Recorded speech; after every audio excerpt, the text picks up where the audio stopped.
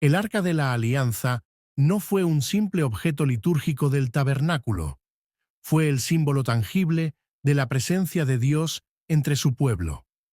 Hecha de madera de acacia y revestida de oro puro, contenía elementos sagrados, las tablas del testimonio, un vaso con maná y la vara de Aarón que reverdeció. Hebreos 9:4. Cada uno de estos objetos revelaba una faceta del carácter de Dios, su ley, su provisión y su autoridad.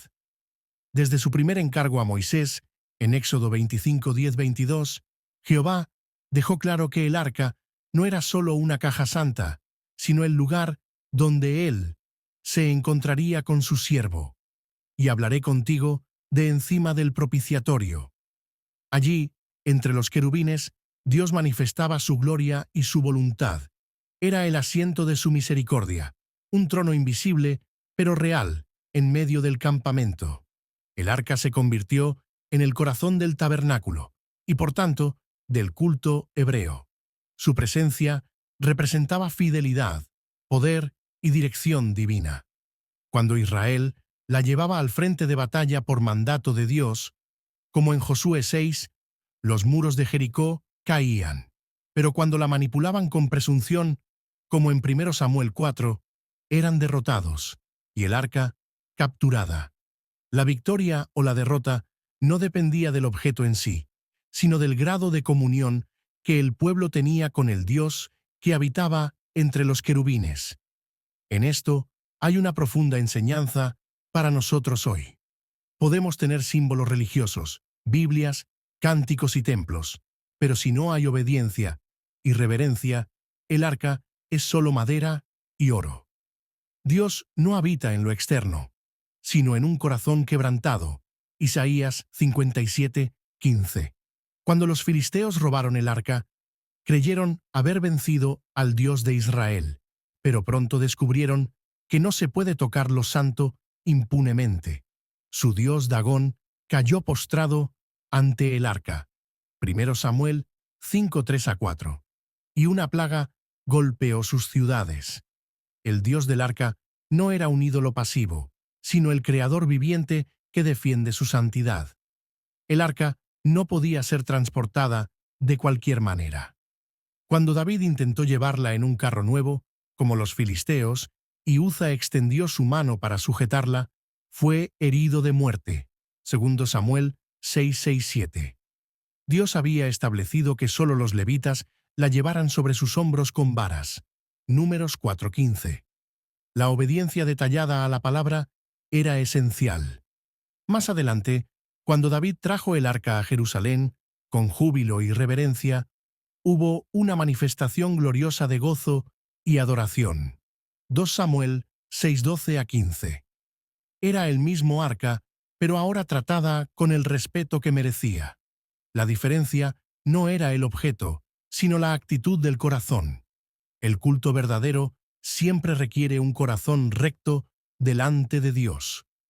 El lugar más sagrado del templo de Salomón, el lugar santísimo, fue preparado para recibir el arca.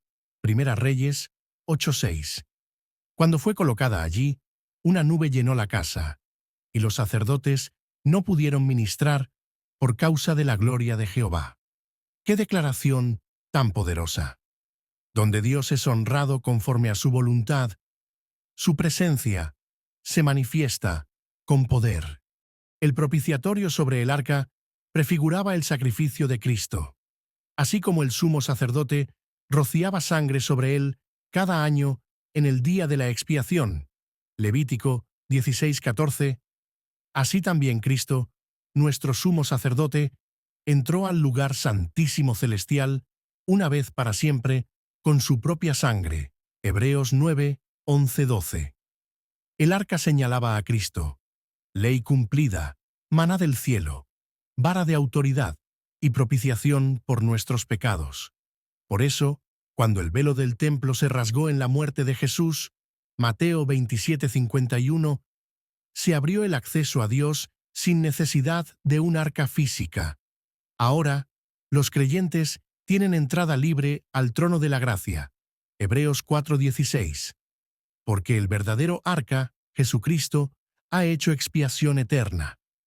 En Apocalipsis 11:19 se menciona que el templo de Dios fue abierto en el cielo, y el arca de su pacto se veía en el templo.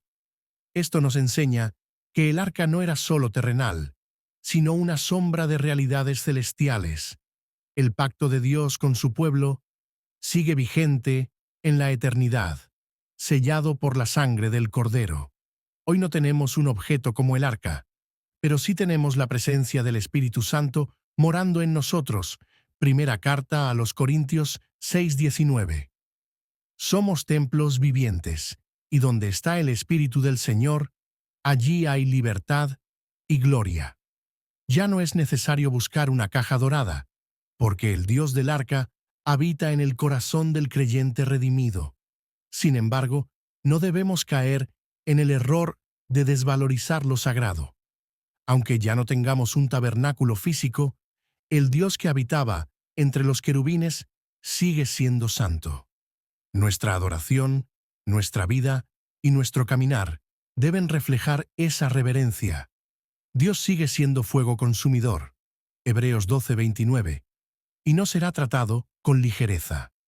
El arca de la alianza es un recordatorio eterno de que Dios desea habitar entre su pueblo, pero en sus términos, no en los nuestros. Es símbolo de pacto, de gloria y de juicio. A través de Cristo, el acceso se ha abierto, pero el llamado a la santidad permanece. Que nuestra vida sea un trono donde Él reine y un tabernáculo donde su presencia repose. El diseño mismo del arca fue dictado por Dios hasta en sus más mínimos detalles. Éxodo 25, 10-22. Lo que demuestra que la adoración verdadera no es fruto de la creatividad humana, sino de la revelación divina. El oro puro, que la revestía dentro y fuera, representa la santidad absoluta de Dios, 1 Pedro 1:16. Y la madera de acacia, resistente y sin corrupción, apunta a la humanidad incorruptible de Cristo. El hecho de que fuera cargada con varas indica movilidad. Dios no está atado a un lugar geográfico, sino que acompaña a su pueblo donde quiera que vaya, como una guía viviente y activa. Esto anticipa la promesa neotestamentaria. He aquí, yo estoy con vosotros todos los días. Mateo 28:20. El contenido del arca es una tipología poderosa del carácter redentor de Dios. Las tablas de la ley revelan su justicia inmutable. Salmo 19, 7-9. Y que el pecado no puede ser pasado por alto. El maná es un testimonio de su fidelidad constante. Éxodo 16, 32-34. Y al mismo tiempo, una figura de Cristo como el pan vivo que descendió del cielo. Juan 6, 32-35. La vara de Aarón, que floreció milagrosamente, confirma que solo el sacerdocio escogido por Dios tiene autoridad para ministrar delante de él. Números 17, 10. Lo que apunta directamente al sacerdocio eterno de Cristo según el orden de Melquisedec. Hebreos 7:11-24. En conjunto, estos elementos gritan el mensaje del Evangelio desde las entrañas del antiguo pacto. El arca fue también un instrumento de juicio cuando fue tratado con irreverencia o idolatría. Cuando los israelitas la usaron como un talismán, en lugar de buscar a Dios con arrepentimiento, cayeron derrotados. 1 Samuel 4:3-11. Cuando los hombres de Bet-Semes miraron dentro de ella sin permiso, muchos murieron. 1 Samuel 6:19-20. Esta severidad divina revela una verdad que sigue vigente. Lo sagrado no puede ser manipulado. El pecado no puede coexistir con la gloria de Dios. En una época como la nuestra, donde la santidad ha sido diluida, el arca clama justicia. Nos recuerda que la gracia no elimina la reverencia, sino que la profundiza. Solo Cristo, que es la propiciación por nuestros pecados, 1 Juan 2:2, puede permitirnos acercarnos sin ser consumidos. Finalmente, el arca señala al gran anhelo de Dios desde Génesis hasta Apocalipsis, habitar en medio de su pueblo. Lo que comenzó en el Edén fue simbolizado en el tabernáculo y en el arca, y culminará en la Nueva Jerusalén, donde no habrá templo, porque el Señor Dios Todopoderoso es el templo de ella y el Cordero. Apocalipsis 21, 22. Allí ya no veremos un arca escondida tras un velo, sino la plenitud de la gloria de Dios iluminando eternamente a los redimidos. El arca, pues, no es el fin, sino la figura de una comunión perfecta aún por revelarse. Y ese es el clímax de toda la Escritura. Dios con nosotros, eternamente, sin barreras ni símbolos, sino cara a cara. Apocalipsis 22, 4.